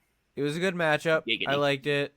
I'm gonna give you. John's muted, so he made a joke, but I don't know what it is. I saw him whisper in his mic and smirk. Oh fuck! I said be more responsible when you say you're gonna be raw in the bedroom. Oh, where's the organic loving at? Monday night responsible around here. I really liked it. Good matchup. Everybody seemed to click. I could see this happening. I'm gonna give you 4.75. Big bet. So the only thing I didn't like is how involved Sean was. Like, I understand, like, he's helping Triple H, but I feel like he was damn near in the match, the entire match. I don't know what you're signaling. There could be a number of I things planted my seeds, and now I'm watering them. Also, he had 2 spots in the entire match. Well, I'm sorry, 3. He went for the super kick and kicked Triple H. He raked Kurt Angle's eyes. He super kicked Kevin Owens. It felt like more. I don't know it was why, 3 but out it of. felt like more. I'll tell you, it was 3 out of 44 spots. So he really was not that prominent. You know what? I think I found your problem. I know. I said this in the chat the other day. I said Kenny cut his promos down or his spots down to 10 to 12. Right, and I'm doing like 60 and thinking that I'm not doing enough. Yeah, no. You might as well go bell to bell because you'll write less. Yeah, that's what I think. That's what I'm saying. I think I was better when I was writing bell to bell. Like, well, don't just cut out. Mike, I don't know how to summarize because of redacted. Yeah, I'm not good at this. This is legit like a problem I have outside of Bookiverse. I don't know how to summarize. I'm not. Yeah, he's gonna give you the full thing, no matter. Yeah, I don't. I'm sorry. I'm trying my best here. Right. But... So you write it out. Here's what you do: you write it out, then you pick like the 15 best spots. Okay, let me tell you something, Mike. Let me tell you something. Okay, that had 44 spots. I cut that down to 44 spots. I was gonna say, the thing is, if you say the top 15, if there's gonna be 15 spots... more he thought he needed that have to go. That can't. And then if I get bad score, I will say this. So far, cutting stuff down and having a much shorter show has been very, very rewarding for me in terms of scores. So we're going the right direction. Yeah. I've definitely given you matches with over 100 spots. I'm just telling you that right now. I feel like I'm starting to be able to tell. I agree that's too long. I thought maybe I was just imagining. Also, wait. Let me also say this.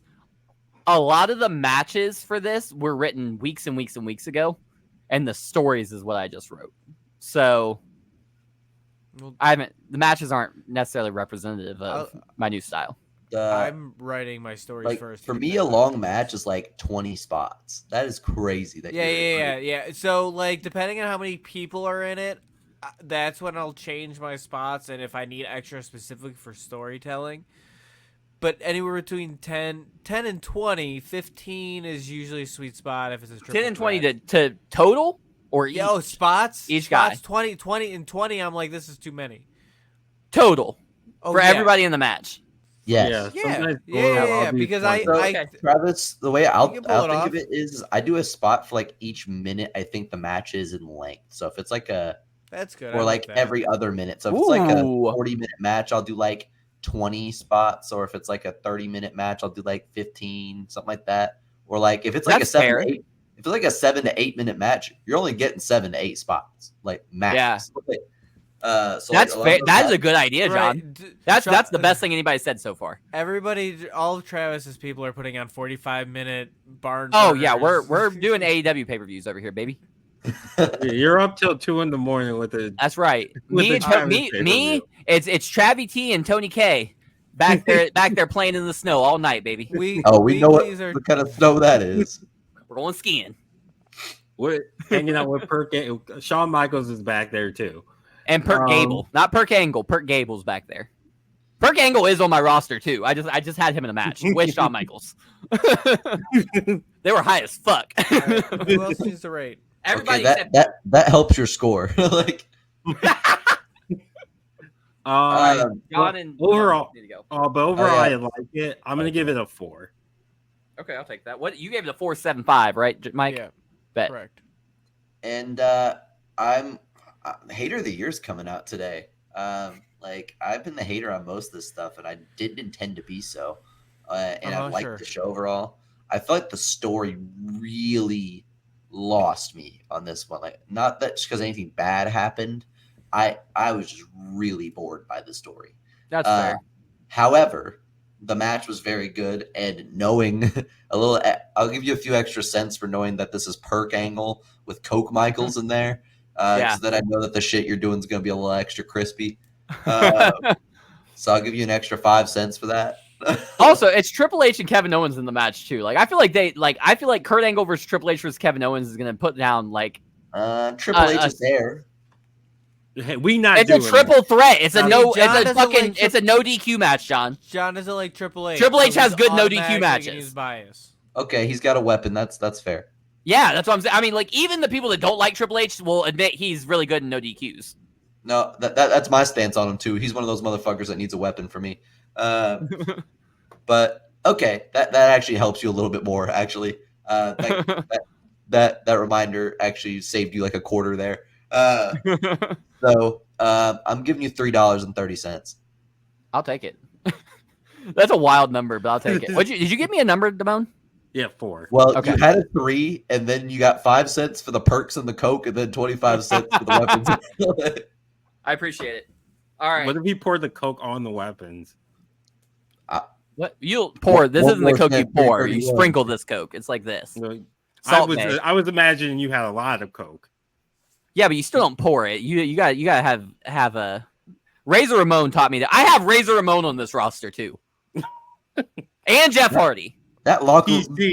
Wait, you got Beth Hardy on there too? Yes. That locker room is like your whole company. Actually, is just a front for organized crime. It really is. Bruno Sammartino's the fucking head honcho of the whole shit. Like Paul Heyman's second in charge. What the fuck? I literally just wrote a Ponzi scheme, didn't I? You did. This is crazy. The whole company goes down. Yeah, it's not making money, so. Hey, I mean, not from content, but from length. Like your advertisers are just pulling out. You don't know that. I have more room for advertisers. Yeah, what are you talking about? I got more than you. Ads. Don't let Paul Heyman be in charge of the money. That 4th hour in, there's like, all right. I want to get this over with. So I'm ready to go. Let's do that. Hey, fuck you. I can say let's get this over with. You can't say that. I can't. That hurts my feelings. It makes me sad, Mike. One match and one second, right? Content. It's time. All right. We see the camera feed. Oh shit! I just accidentally clicked my. You know when you click on the roller and it'll erase your it fucking. all? That'd be funny. No, I'd be so fucking mad. Control. That somehow undoes the undoes and like it picks up nothing. So we see the camera feed cut to what looks to be a parody of the presidential seal with a possum instead of an eagle in the center, with the words "Do the noble thing, make wrestling great again." The graphic fades out to reveal Jamie Noble sitting on a tree stump in a 3-piece suit with the sleeves cut off and the pants cut into shorts with work boots on and a bright red cap that says "Do the noble thing, make wrestling great again" on the front with white letters with a giant American flag in the background. Hello, global pro wrestling audience. My name is Jamie Noble, and tonight I would like to screw it. I can't see nothing without my glasses anyway, so I'ma just free ball it tonight if y'all don't mind. I want to go over a State of the Union address for global pro wrestling. All right. Now I don't want to scurry here, but I think we might be losing this company to them commies, all right? First of all, I heard we had hooligans with machine guns out there earlier. I don't think that's allowed in this day and age. I don't know. These kids don't play outside, but they'll play with machine guns. That's messed up. Then you got the daggum TV title fight between Mufasa Ali and shit-stained Naki Snora. That'll put your keisters in the seatsters. Now that Bailey, woo-wee. She's thicker than a Snicker and heavy like a Chevy. I don't care what she is. That's a pretty lady right there, son. Dudley's son's all colors of the rainbow, but claim to be brothers. Now, I ain't saying nothing. I'm just saying I don't know how you pick Devin and spit Dudley out the same family tree, but that's just me. And yeah, they say everything's bigger in Texas, and you can tell they're telling the truth, because look how big that piece of crap Steve Austin is. Big old waste of space, you ask me. Now, you know being from West Virginia, I know a handful of miners, but based off what I've heard about Ric Flair, he does too. He does know how to hog tie somebody. Don't believe him when he tells Barbara Walters he doesn't know. Now, don't even get me started on, at this point, a couple of firecrackers pop and Jamie Noble jumps from being startled and the flag drops, revealing Rhythm and Bruise. The band starts playing the national anthem and Jamie Noble throws his hands in the air. Now, dag nabbit! The cue was Pumpernickel! Pumpernickel! Ah, nuts and bolts. I ain't even get to tell him to make wrestling great again. End of segment. 5. I wish I had my 5.5. No. 5. All you did was you wrote a stand-up set. 5. You wrote a wrestling stand-up set in 5. in a redneck voice. You get a 5 from me. Let's fucking go! John, give me my fucking 5. Give him the $5. Let's go! That is why I was late, was writing this segment. Make wrestling great again. That is so degenerate. And you threw a Rhythm and Bruise. When I thought about that spot of having them do the fucking national anthem, I was like, they're gonna pop for this shit so hard. Like, this is okay. So, all right, main event of the evening. Don't forget alternate ending. Thank you. I got. All right, wait.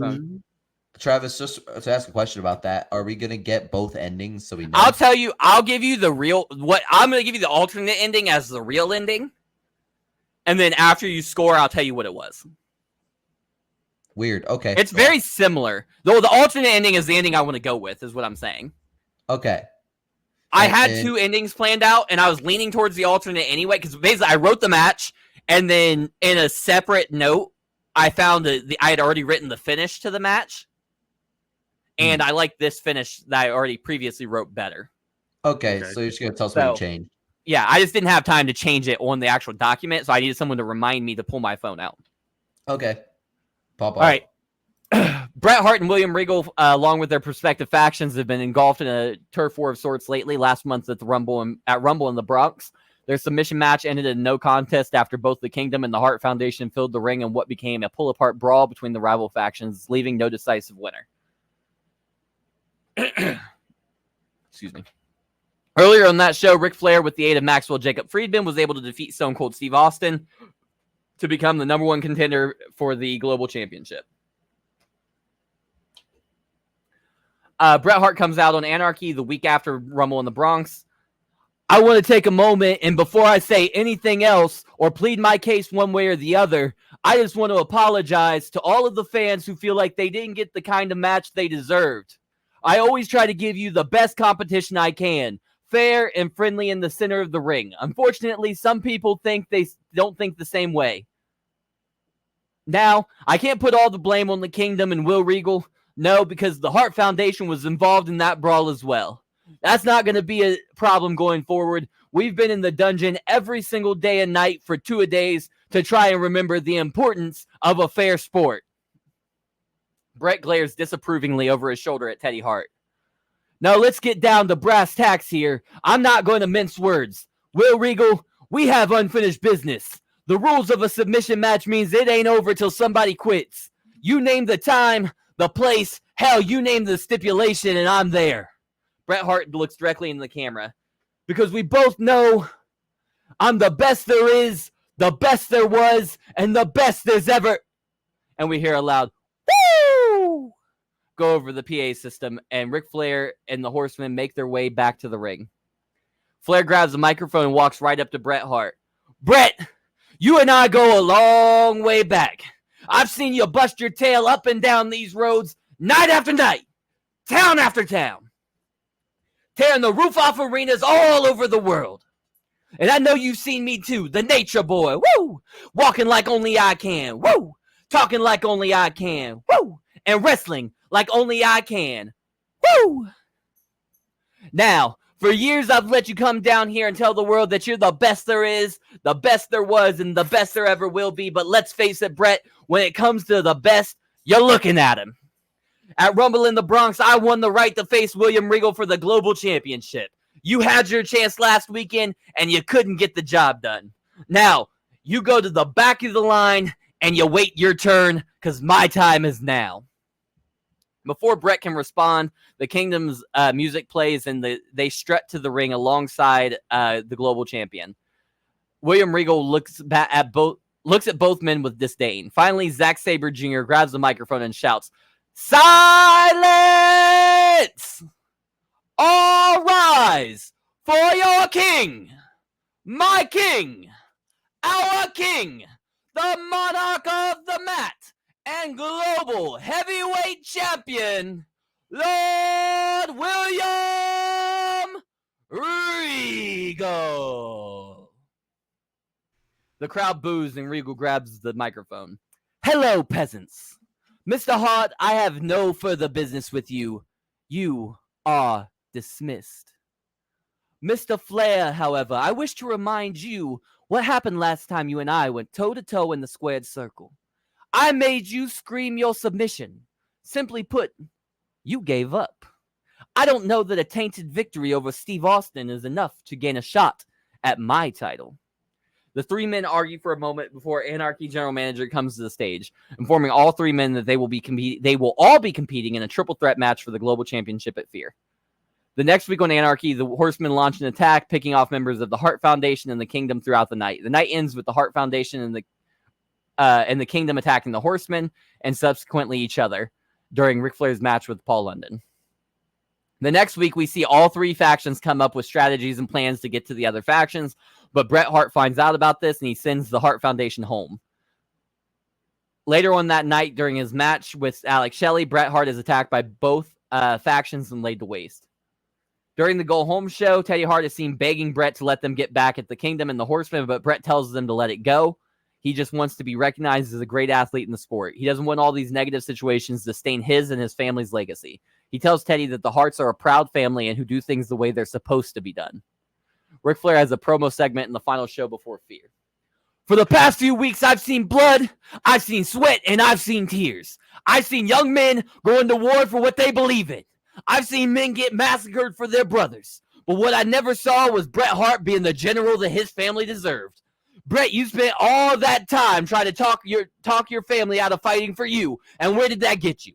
Splayed out in your own blood last week. Bret, I don't even got to worry about you Saturday night, do I? Regal, it's you and me on Saturday. The hitman ain't coming. He ain't got the stones. He will allow his family to get slaughtered and then tell them to turn the other cheek. Well, Teddy Hart, if you want to stop being held back, come find the Horsemen. When they make us bleed, we make their hearts stop beating. Woo! So Bret Hart's out first, wearing his signature pink and black attire. Next is Ric Flair, wearing all white robes with white feathers and shimmery accents, white trunks, white knee pads, white boots, and then finally the champion makes his entrance wearing a purple and gold ring coat, purple trunks, purple knee pads, and purple boots with gold accents. All right, the three men size each other up as the match begins. Ric Flair puts his hands in the air and backs into the corner, telling Bret and Regal to fight it out, much to the chagrin of Bret Hart. William Regal goes to lock up with Bret Hart. Flair immediately hits a chop block on Hart as soon as his back is turned. Regal follows up with a knee trembler to Bret Hart. Regal and Flair start laying into Hart with stiff strikes and stomps. Regal picks Hart up and hits an exploder suplex.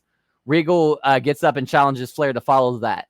Flair pulls Bret to his feet and hits a delayed vertical suplex on the Hitman. Regal shakes his head before grabbing Hart and delivering his own stalling vertical suplex on Bret Hart, holding the Hitman in the air. Flair drags Hart to the corner before climbing to the second rope and leaping down with a diving knee drop to the head. Ric Flair stands up, immediately gets in Ric's face with a big woo! followed by his signature strut. Regal walks past Flair, shoulder checking him as he walks by. Regal grabs Hart by the neck and pulls him up to a 4-point base. But Flair grabs his shoulder from behind, spinning Regal around. Flair begins shouting at Regal for disrespecting him with the shoulder check. William Regal rolls his eyes, shakes his head, and then pie faces Flair before returning his attention to Hart. Flair is fired up as the camera gives a close-up to his face as he turns from annoyance to rage.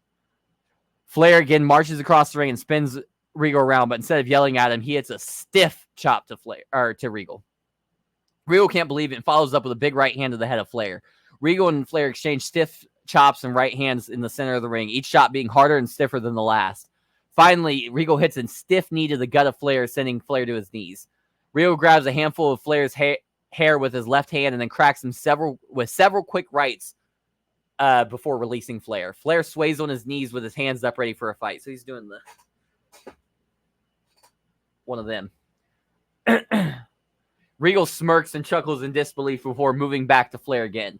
Regal grabs Flair by the hair and raises his big right hand as the crowd cheers for more stiff strikes. But before he can strike, however, Flair pokes Regal in the eye, forcing Regal to let him go and turn away.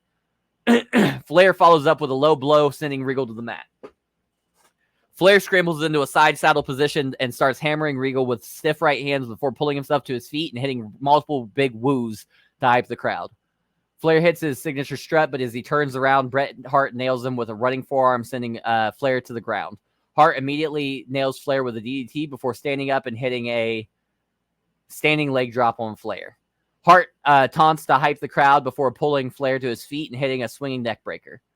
Hart turns around and is immediately hit with a Regal cut, sending him to the mat.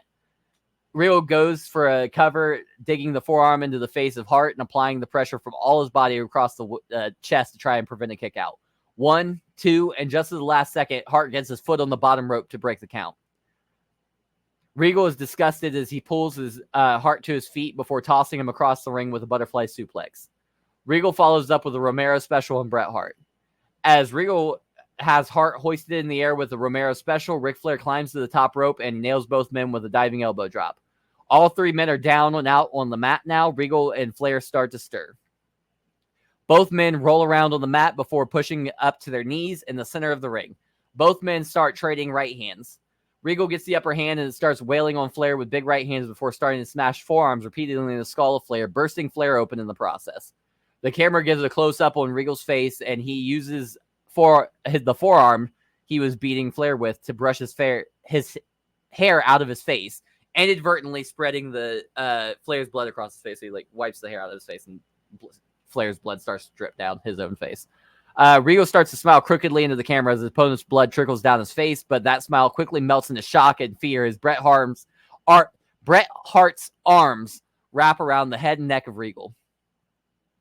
Hart rips Regal to his feet and sinks in the sleeper hold deeper and deeper. Regal is writhing in pain and stomping and trying to pry the arms of Bret Hart from his neck.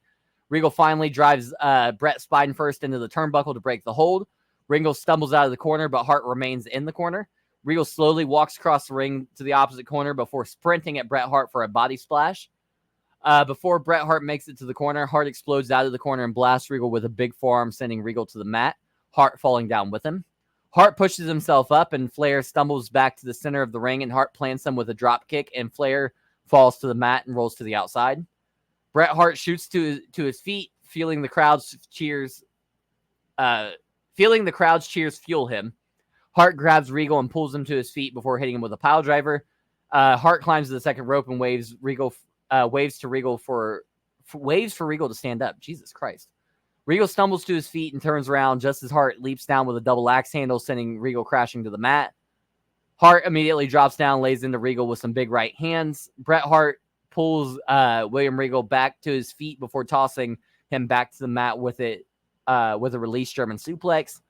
Bret Hart then locks Regal in the sharpshooter. Regal is screaming out in pain, but then Will Ospreay comes out of nowhere with a hidden blade to Hart. Marty Scurll, Pac, and Zack Sabre Jr. hit the ring and start to assault Flair and Hart. The cavalry's quick, however, as the Hart Foundation's Tyson Kidd, Teddy Hart, David Hart Smith, and Brian Pillman Jr. hit the ring and goes to war with the Kingdom.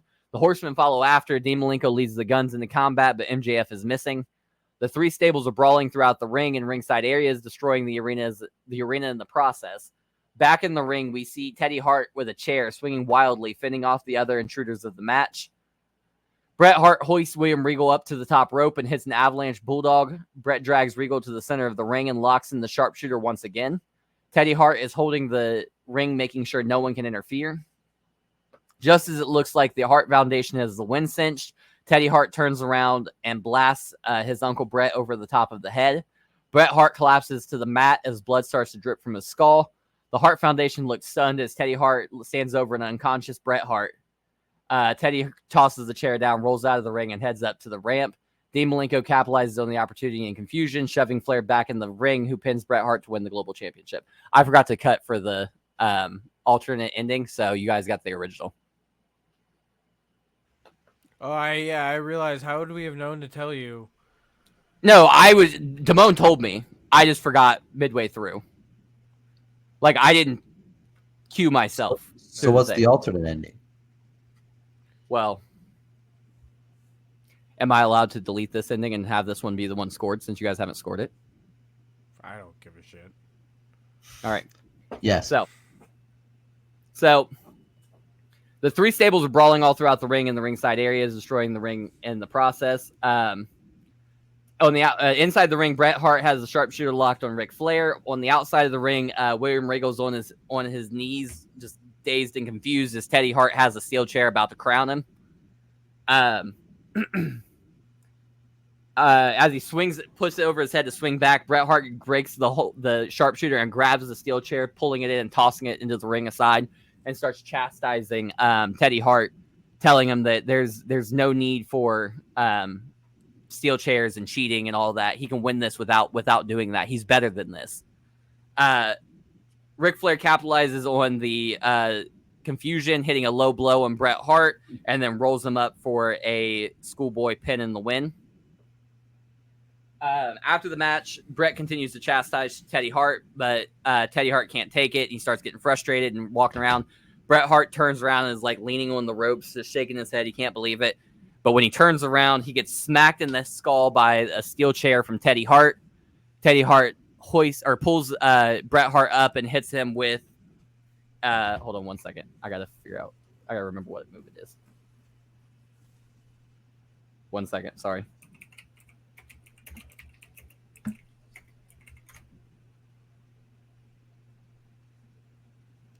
I have the name, but not the description. I'm just trying to feel. Stu Hart special. Gory special flipped into a sit-out powerbomb. Sorry. Onto the steel chair. The Hart Foundation looks confused and conflicted as what to do. Teddy Hart shouts that they can either be chained down by this bitter old man and his antiquated ways, or they can choose to evolve and let Teddy Hart take them to new heights. After a moment, they all start assaulting Bret Hart. The show ends with the Hart Foundation, led by Teddy Hart, standing over a bloody, lifeless body of their former leader. Go ahead. I'm going to let y'all pop off first. That's not a good sign. Go ahead. No, you go ahead. No, you go ahead. No, you go ahead. No, Damone, you go ahead. I lost what I was saying. So overall, I like the faction warfare. I like the heel turn. I almost kind of like the original ending a little bit more than the alternate ending. Yeah. I think there was a happy medium somewhere. So, but I knew you could kind of you did plant the seeds for the heel turn and everything. But either way, it ends with Teddy Hart turning on Bret. Yeah. Overall, I liked it. It wasn't perfect. So I'm gonna give it a high grade. I'm gonna give it also in ring. I feel like that would be it's a really good match. Thank you. The psychology of that match would go crazy. Yeah. Ric Flair wins either way, right? At the end. Yeah. On both endings, right? Yeah. Either way, it's a pin and like a distracted, not a clean win over Bret. Right. So I'm going to give it, which I'm assuming leads to Flair versus Regal again, 1-on-1, but I'm going to give it a 4.75. All right. What number were you debating on ending it A with? 4.72.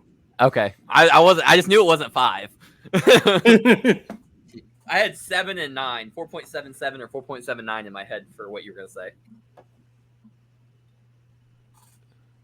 I didn't like it as much as him. That's fine. I'm not saying it's bad. I definitely didn't like it as much as him. This is definitely the match that I don't know. I feel like I would have checked out for. Okay. I'm gonna just give you a 4 across the board. Okay. All He right. said across the board, like it was like he had multiple things to grade. Like it was a rubric. That had me confused for a second. I was like, "Did you just change all your scores to 4? That's not allowed." No. Yeah, Across the this whole one, thing it was is just an every- even 4. Every match is now. Like in every check of this match, just 4 across the board. I'm gonna create a rubric to fill it out. Oh, I'm Honestly, not. I thought I'd be about that. Oh, bullshitting. I have a rubric for real matches. So I do disagree with Damone, particularly on one thing, and this is a stylistic preference. Sure. But I would not be into this match, like wrestling wise. Yeah. Like, and you probably knew that when you wrote it. I did. Yep. Yeah, we're polar opposites when it comes to that. Yeah. I like There's me some probably- technical. No super kicks, no flips, no Canadian destroyers, and that makes me sick.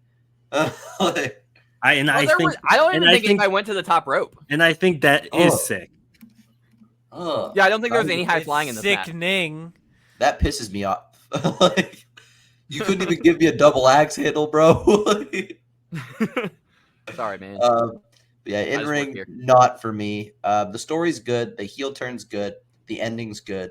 So like, it did what it needed to do, but Okay. like many main events, where it resorts to the slower style with a fast-paced undercard, I'm like, yeah, I care more about the undercard. Shocker, I know. Like, Yeah.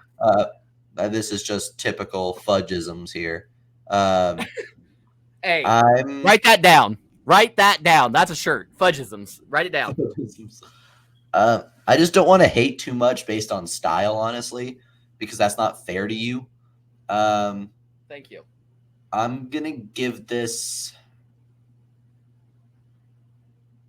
I'm just gonna give it clean mid because there's nothing wrong with it, but I would watch this and I'd say this is mid pack as fuck. I'm giving it a 3. Okay. I feel like that's So the fairest thing I can do. I would like to ask a question. Just I'm not asking you to change your score. I just want to follow up. Okay. So you would rate the match a 3, or would you rate the match lower? If it was just the match. Just the match, lower. Yeah. Okay. That's why I'm asking, because it made it sound like you're saying like the match is mid, and that is what it is. So I'm giving the whole thing mid. I feel like there's other elements that weren't mid that you enjoyed. Yeah. And I feel like The story was pretty that good, helped me out. but like if I'm like bored out of my mind during the match, which it's Bret Hart, so you're already signing me up for that, and then you add in fucking perpetually old Ric Flair and William Regal trying to carry it, then it's just He's not old. I said Ric Flair perpetually old because that bro has been old for like 50 years. Like, This is the 80s Flair. This is prime Flair. I know, but like I can't remember a time where Flair didn't look, wrestle, and act old. Like, it's the hair and Yes, he's the bleach flabby blonde. skin. Yeah, he's skinny fat, right? like he's just always had old man energy. Like, I agree with you though. He has always He's looked always he's always been old. He's always just been an old man. so It's like that's Morgan my thoughts Freeman. on it. If it was just the match, I probably would have been a real hater. But you wrote a competent story, and the ending was good, and the heel turn was good. Thank you. Did you just imply that Ric Flair is the white Morgan Freeman?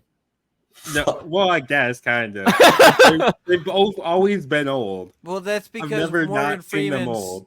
Morgan Freeman didn't start till his acting till his 40s. So Well, he's always been old to me.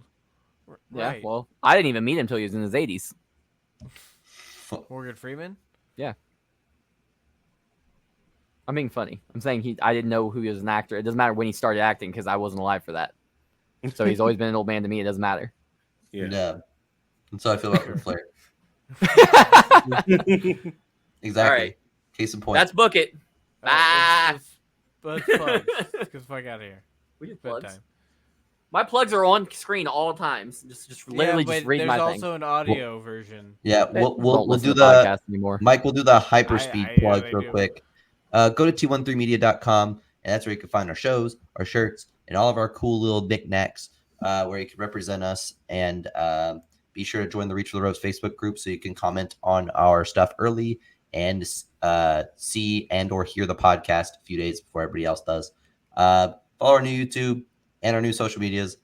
And that's been an episode of Book It. See ya. Bye.